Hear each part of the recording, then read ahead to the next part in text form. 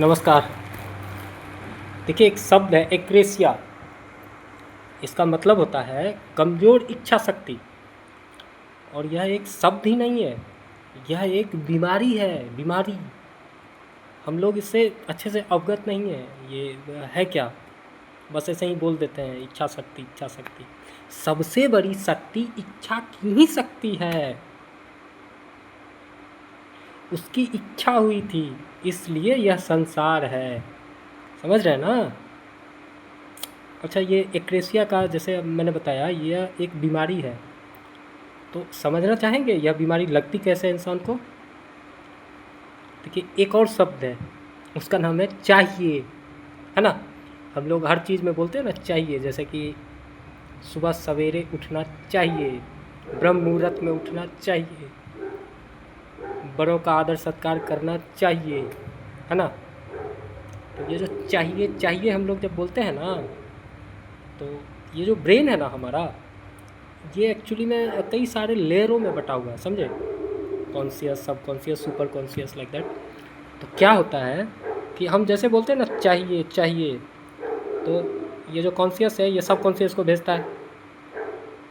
तो वो अपने आप को कोड कर लेता है कि अच्छा इसको चाहिए चाहिए चाहिए। वो भी कहते रहता है चाहिए चाहिए। जैसे कि आप बोलिएगा ना ये करना चाहिए वो करना चाहिए, आप नहीं कर पाओगे फिर वो चीज़। आप दूसरों को समझाओगे ये करना चाहिए वो करना चाहिए।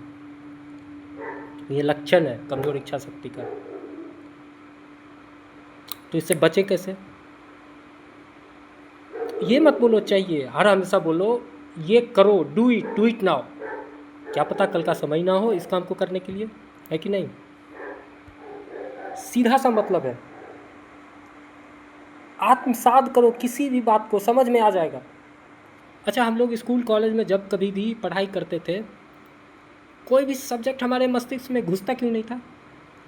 एक्चुअली उस समय ब्रेन वहाँ पे नहीं होता था, है कि नहीं? आप लोग रिलेट कर रहे हो ना इससे? हम तो क्लासरूम में, हमारा मस्तिष्क कहीं और है। ऐसा ही होता है। तो हमें चाहिए नहीं बोलना चाहिए, डू इट नाउ।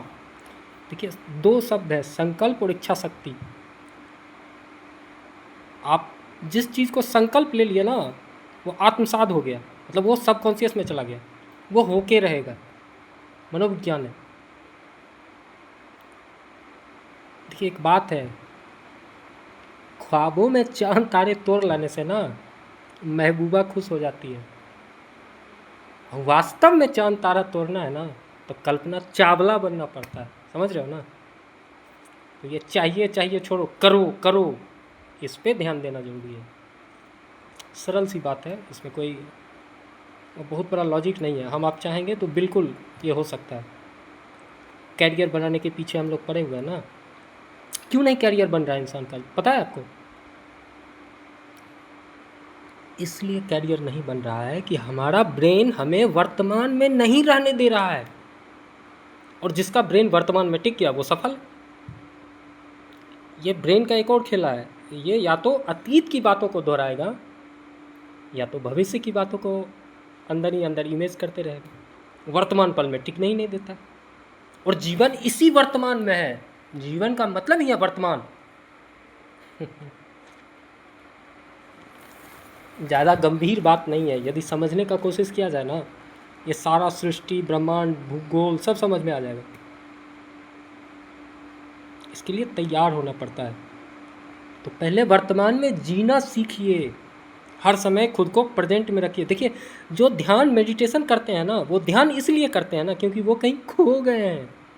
ध्यान का वास्तविक मतलब क्या है? ध्यान का मतलब है हर समय ध्यान में होना, हर कार्य को ध्यान से करना। जहाँ ध्यान घटा दुर्घटना घटी, ध्यान हटी दुर्घटना घटी। नमस्कार।